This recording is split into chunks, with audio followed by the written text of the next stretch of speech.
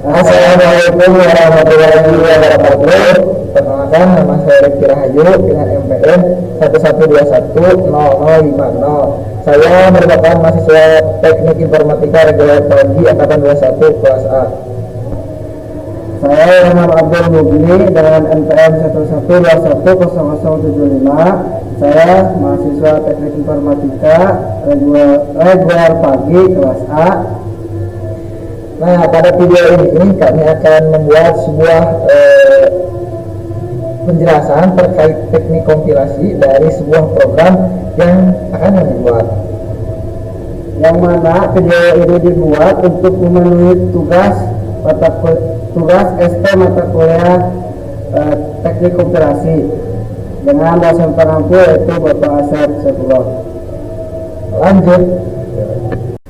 Oke, untuk selanjutnya kami akan menjelaskan sebuah program yang sudah dibuat, yang dipersembahkan atau dipersiapkan oleh kami dengan bahasa yaitu bahasa pemrograman C++, yaitu program sederhana dari kartu identitas siswa. Oke, kita akan mencoba menjalankan programnya terlebih dahulu.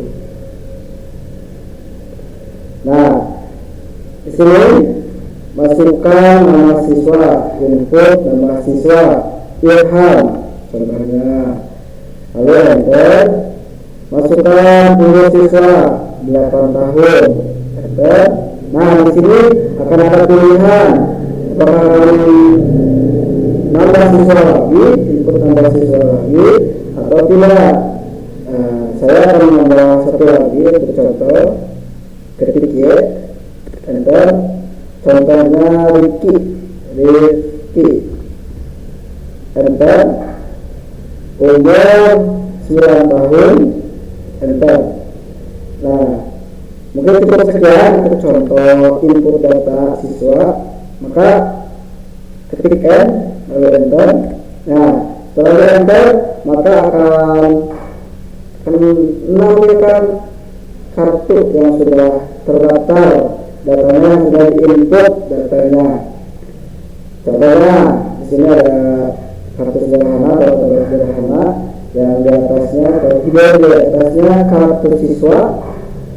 Nah, isinya nama Ilham, umur 8 tahun, kelas 12, kelas 2. Untuk contoh yang lainnya, kartu siswa, nama Rifki, umur 9, kelas 3. Dan di bawah terima kasih telah menggunakan program ini.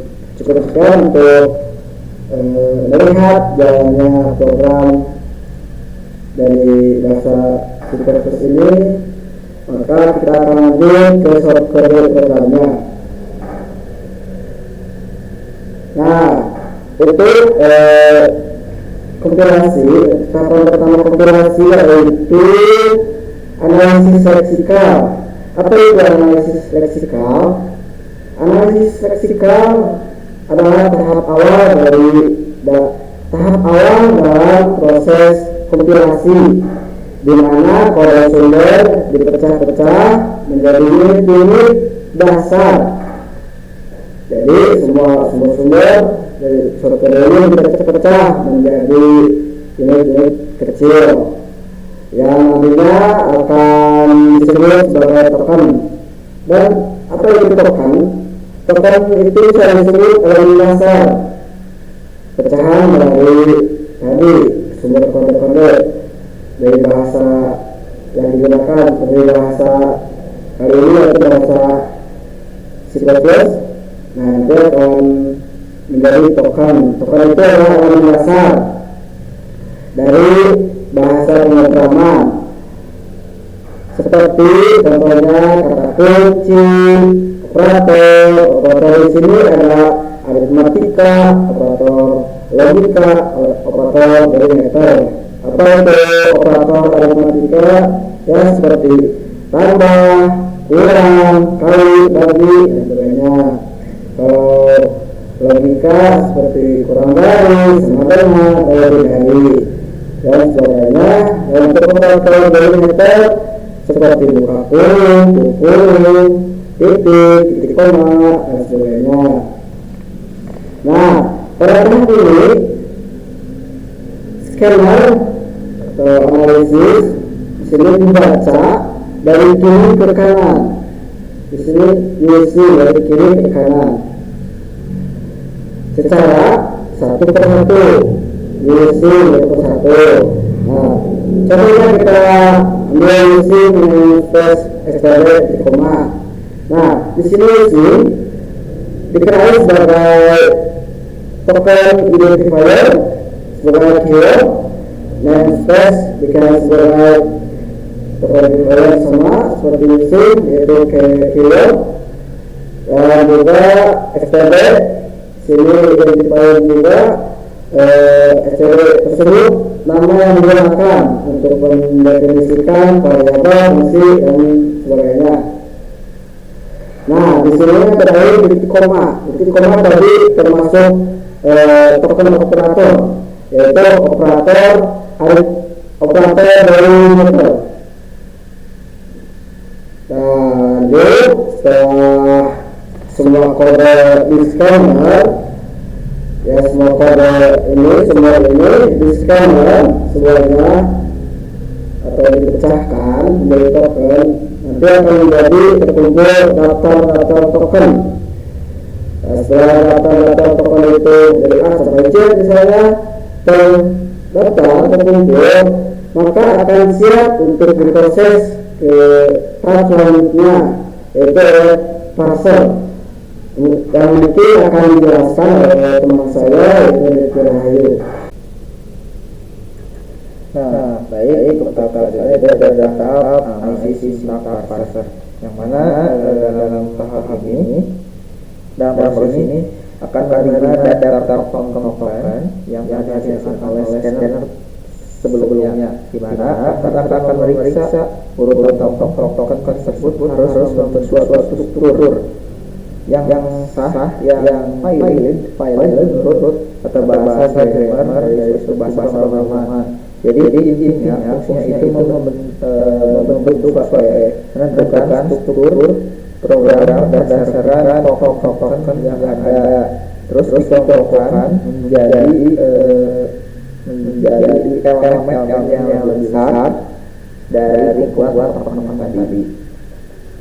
Contohnya di sini kita akan bedah suatu pemrograman dan bagian siswa hingga di sini kita bedah dan sudah ditetapkan dari struktur tadi kan struktur itu menjadi identifier, keyword, siswa menjadi identifier nama, terus kurung dua itu menjadi token operator delimiter, sama di koma jadi delimiter. Kemudian string keyword, terus nama sebagai identifier nama, identifier keyword, umur identifier nama, string keyword, dan kelas identifier dari nama. Kemudian nah di sini kan itu masih cuma berurutan. Di sini kita akan dikelompokkan. Contohnya struktur. Nah, struktur ini merupakan kata kunci yang dari arah struktur. Dari struktur ini deklarasi untuk mengawali. Kemudian siswa itu merupakan identifier yang menyatakan nama dari struktur dari siswa itu merupakan identifier yang menyatakan nama dari struktur dari struktur siswa. Jadi ini saling keterkaitan. Kemudian di sini ada siswa.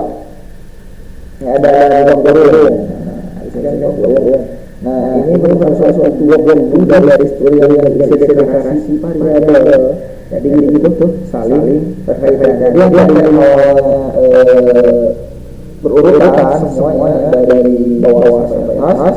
Nah, di pas ini dikelompokkan sesuai dengan bahasa pemrograman. Misalkan di sini ada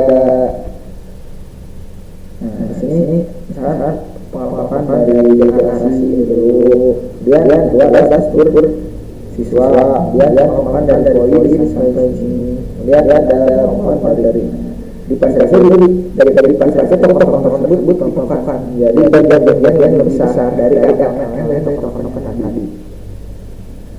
Kemudian setelah semuanya program ini jadi bentuk menjadi elemen yang besar, akan dikirim ke tahap selanjutnya. Kalau sudah semua lolos, nanti akan dikirim ke tahap selanjutnya, yaitu tahap analisa semantik akan dilakukan oleh saya, yaitu padanya saya lakukan.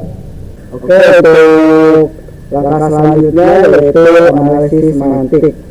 Setelah token atau kode tersebut tersusun atau terstruktur sesuai dengan grammar yang ada, akan diperiksa lebih lanjut untuk memastikan bahwa makna atau semantiknya benar dan konsisten sesuai aturan.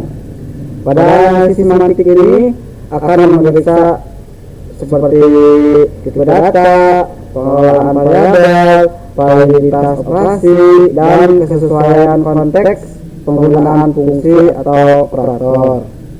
Nah, untuk contohnya seperti integer atau int con sama dengan 0, nah, kompilator akan memeriksa apakah nilai 0 ini dapat ditugaskan ke variabel con yang bertipe integer. Nah, ini valid karena 0, nilai 0 adalah literal dari integer. Contoh selanjutnya, nah, cin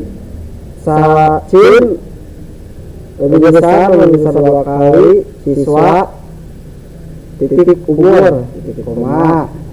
Nah, kompilator akan memeriksa operator ini, operator sama lebih besar 2 kali digunakan dengan benar antara cin dan siswa titik umur harusnya bertipe integer.